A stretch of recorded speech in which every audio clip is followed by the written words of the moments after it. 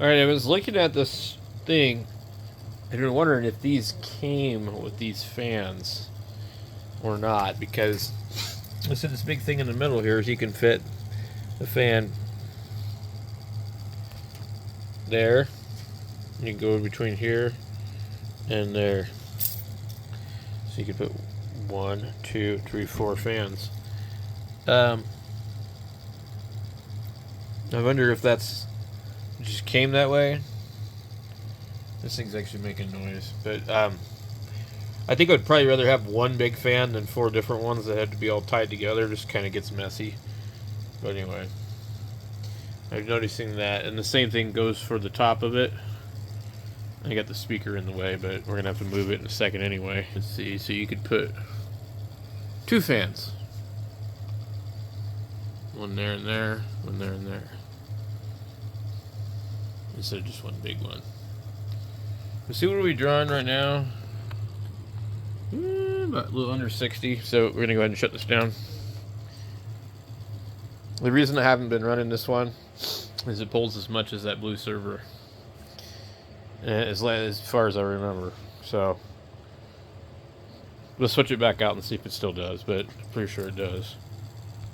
Look at that, guys.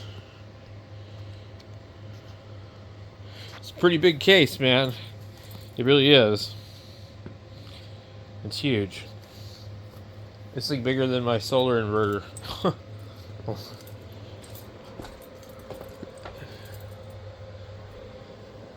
It's like pretty gnarly. There's my 3D printed top part, which actually came out pretty good, you know, for the most part. So it's TPU, and it's kind of hard to lift out of there, but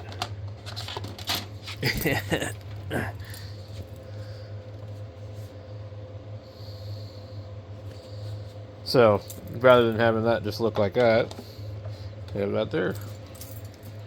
Pretty cool. Just go ahead and put this one up here and see how much it pulls. Alright, I pulled the other keyboard out of here, but anyway.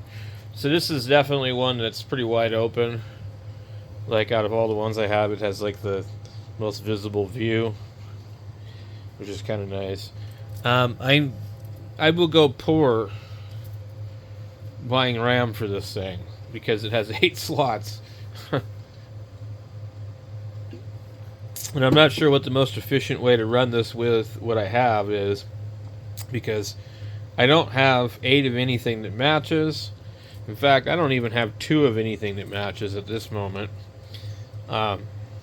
Unless I take, I get 2 8 gigabyte 2600 sticks, RGB ones, in that small case.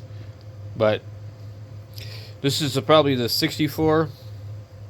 And then the mistake that I made was I thought that I was going to go a different route, and I thought I was going to build up the computer that only had 2 slots. So this other computer over here only has 2 slots, and I don't know, we can't even really see it because where it's sitting, but anyway, this one only has these 2 slots. So I thought, well, okay, so what's the capability of it? How much RAM can it run? And I forget what it was, 132 or something like crazy like that. So I'm like, well, we need to buy the largest cards that we can find for a reasonable price, which ended up being almost like $58 for one of these in a 32 gigabyte. I think it was $48, maybe. I have to look it up. 48 or 58. These. What's this one? These are 16. These are like $30. Everything is like twice as much for the DDR4. That's why I've still been running these old DDR3 machines. I mean, I know everybody else has moved on to DDR5, but I don't care. I like dwelling in the past. So anyway, I need to order another one of these, I guess, maybe. I don't know. I feel like you can't save too much. Like I can find a 16 gigabyte stick for about $21. I think that's the least I can find one for on Amazon. and some of them, I don't know how reliable they are. So just imagine if I ordered 8 of these at $25, you know. So it starts to add up. Now, the to fill this thing up, I don't know what this thing's limited to.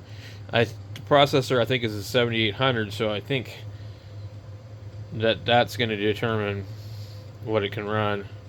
It's probably 132 though. So basically, with this one here, you got plenty of slots. So 128 or something like that if you put 8 16s in there.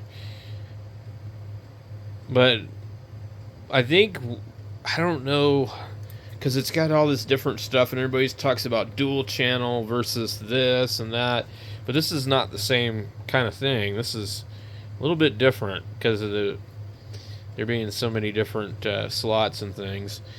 And I honestly don't know much about this processor other than it's like probably shares more in common with a server than the X series. You know, they're completely on their own deal, I guess, from what I could tell.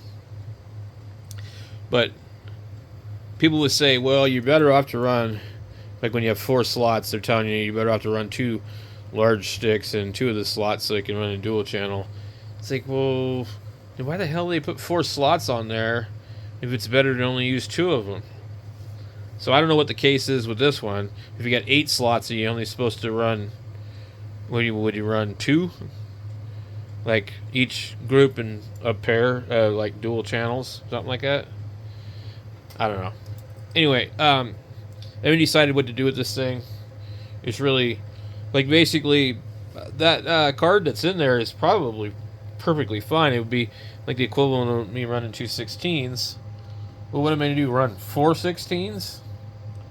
So, right now, I think we're booted up. It's all fancy. It lights up. It's got a couple of different LED schemes in it.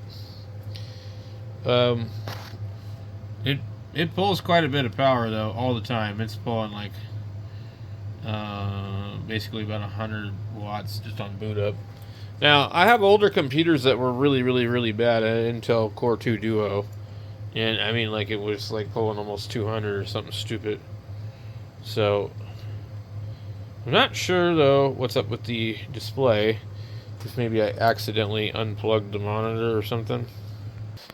I honestly think there might be a problem with this RAM. This is the other stuff. 3600 wouldn't boot with it. So I swapped it with the 16 and it booted. Seems a little strange. Anyway, this thing's sitting here. It pulls a lot of power all the time. That's why I don't use it. It's like, it doesn't do anything that I can't do with another computer that draws half the power. There's no real reason for me to be sitting here pulling 140 watts, 130, 120, 130, 165, 150. I don't know what this thing's doing. It's just on startup right now. Pretty high. So I do need to see if I can return this still. I think I can. But I'm not sure that I want to use this board anymore or any of this stuff. Like, it's cool, but like, that is kind of a lot of power draw. So I don't know.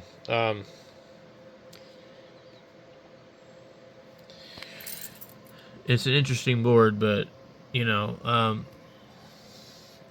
I'm not a fan of these gigabyte boards at all. Like, I just am not. So I think they're kind of, you know, so. I'd rather have a MSI or an Asus or something else. So anyway, we're trying to decide what the hell to do. I need to shut it down and boot it again and see if we can get this one to boot. Alright, let's see if it comes up or not.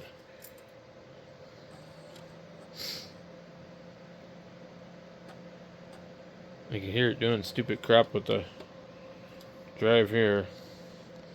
Another thing I did was I unplugged the 2 terabyte drive that was in here. But it doesn't seem like it wants to post with this thing. It's not doing anything.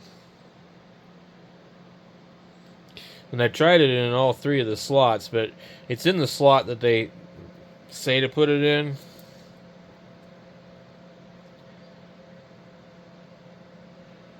But it does not want to start. It's on.